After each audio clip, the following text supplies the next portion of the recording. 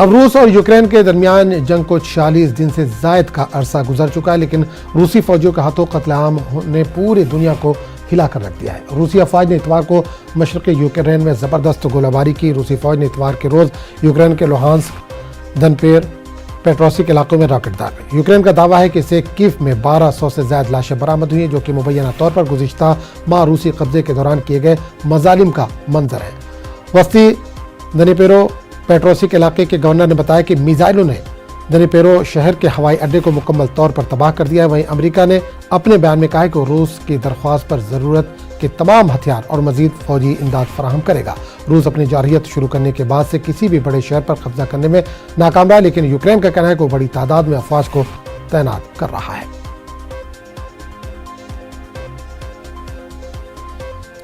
दिल्ली के जवाहरलाल नेहरू यूनिवर्सिटी एक बार फिर मौजूए बहस बनी हुई। इतवार को लेफ्ट विंग स्टूडेंट ऑर्गेनाइजेशन और अखिल भारतीय विद्यार्थी परिषद के दरमियान मुबैना तौर पर नॉनवेज खाने को लेकर झड़प हो गई, जिसमें तकरीबन 15 तलबा जख्मी हो गए, जिन्हें अस्पताल में दाखिल कर दिया गया है।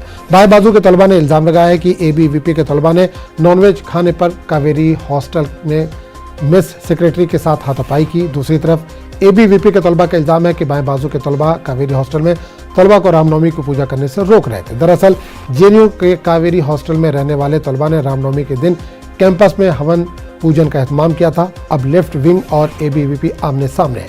बता दें कि दोनों ग्रुपों के दरमियान झड़प के कुछ वीडियो सोशल मीडिया पर वायरल हो रहे हैं। कैंपस के बाहर पुलिस एहलकारों को तैनात कर दिया गया है। वहीं आज आयशा दिल्ली पुलिस हेडक्वार्टर के बाहर तशद्दुद के खिलाफ एहतजाज करेगी।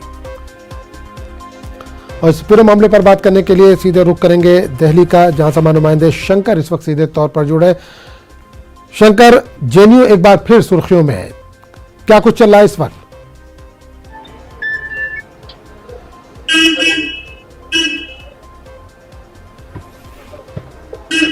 शंकर, अगर आप तक आवाज पहुंच रही हो तो रामनवमी के दिन काफी हंगामा हुआ JNU में, एक बार फिर JNU सुर्खियों में, क्या ताजा अपडेट है इस वक्त?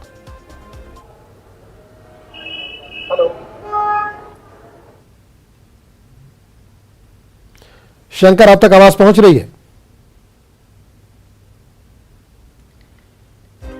शंकर तक शायद हमारी आवाज नहीं पहुंच पा रही, लेकिन आपको बता दें कि दिल्ली के जवाहरलाल नेहरू यूनिवर्सिटी, उसने मेरा हाथ यहाँ तक खींचा, मरोड़ा, and then he grabbed my breast. उसने मेरे साथ हरासमेंट किया, उसने मुझे मोलेस्ट किया, महिलाओं को थप्पड़ मारा, और वहाँ पे गार्ड के प्रेजेंस होने के बावजूद हॉस्टल का जो इक्विपमेंट है, वाईफाई का जो इक्विपमेंट है, उनको तोड़ के स्टूडेंट्स को मारने का कोशिश की।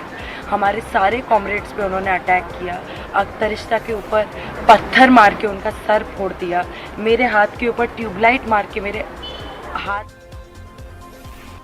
उस पूरे मामले पर हमारे साथ हमारे नुमाइंदे शंकर इस वक्त जुड़ चुके हैं। शंकर, जवाहरलाल नेहरू यूनिवर्सिटी एक बार फिर सुर्खियों में, लेफ्ट विंग और ABVP आमने सामने है, क्या कुछ चल रहा है इस वक्त?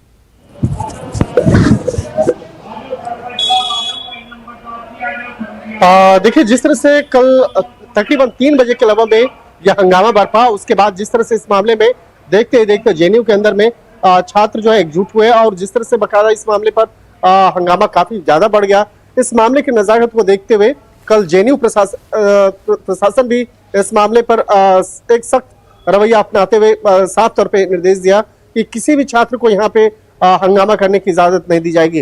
हालांकि आज सुबह में DCP साउथ वेस्ट ने एक मैसेज जारी करते हुए बताया कि आज सुबह में आयशा और लेफ्ट विंग के द्वारा जो छात्र जो संगठन है उसके द्वारा एक शिकायत दी गई, और उस शिकायत को बाकायदा दर्ज कर लिया गया है, और इस मामले में आगे की तफ्तीश की जा रही है कि किस तरह से वहाँ हंगामा हुआ, किस तरह से वहाँ पे छात्र संगठनों के बीच में आपस में मारपीट हुई। और अगर आज की बात करें तो आज अखिल भारतीय विद्यार्थी परिषद जो छात्र हैं बाकायदा वो भी एक तरफ इस मामले में विरोध प्रदर्शन करेंगे, तो वहीं दूसरी तरफ जो लेफ्ट विंग के जो छात्र संगठन है, यानी कि आयशा जो छात्र संगठन है, उसके द्वारा आज दोपहर में 2 बजे आज एक विरोध प्रदर्शन किया जाएगा, और यह विरोध प्रदर्शन दिल्ली पुलिस मुख्यालय के बाहर किया जाएगा। और उन छात्रों की मांग यह है कि जिस तरह से कल अखिल भारतीय विद्यार्थी परिषद के छात्र संगठनों के द्वारा JNU परिसर के अंदर में जिस तरह से हंगामा किया गया, कई छात्र छात्राओं के साथ में मारपीट की गई, तो इस मामले में जल्द से जल्द कार्रवाई हो। तो यहाँ पर दोनों छात्र संगठन हैं, उन दोनों के बीच में जिस तरह से आपस में विवाद है, जिस तरह से एक कहा जा सकता है कि मांसाहारी भोजन परोसने को लेकर जिस तरह से हंगामा हुआ, हालांकि यहाँ पे इल्जाम उसके बाद भी ये भी लगाए जा रहे थे कि वहां पर अखिल भारतीय विद्यार्थी परिषद के छात्रों का कहना था कि हमें पूजा पाठ करने की इजाजत नहीं दी गई।